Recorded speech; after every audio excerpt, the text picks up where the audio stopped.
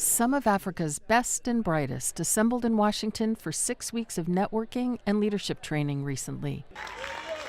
At the end of their stint, these young Africans participated in the Mandela Washington Fellowship Summit in Washington, D.C., that was sponsored by the U.S. State Department.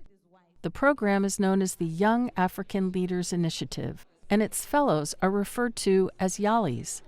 Participants expressed enthusiasm for improving conditions in Africa.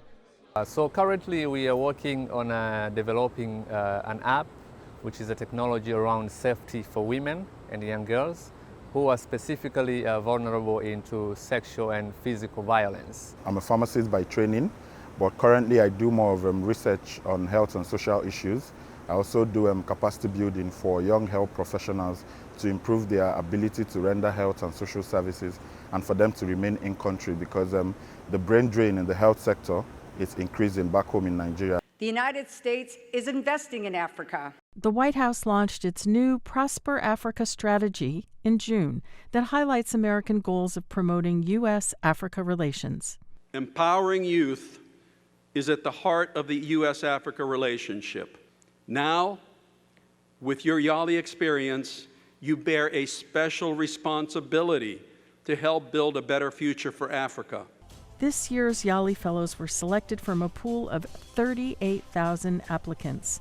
Their presence in the U.S. was also a cultural exchange, sending them to 27 educational institutions in 20 states across the U.S. I think that the program is really a good one, because for the U.S. government to bring young African leaders who are making change in their community in one way or the other, and the fact that we have a mixture of people from different countries, and each of us is in a different sector, different experiences. So we're able to coalesce our ideas together. The fellows have high ambitions for Africa, from empowering women to business management in their home countries, like Nigeria, Ghana, South Africa, Zambia, and Kenya. For Sahar Majid, Kathleen Struck, VOA News, Washington.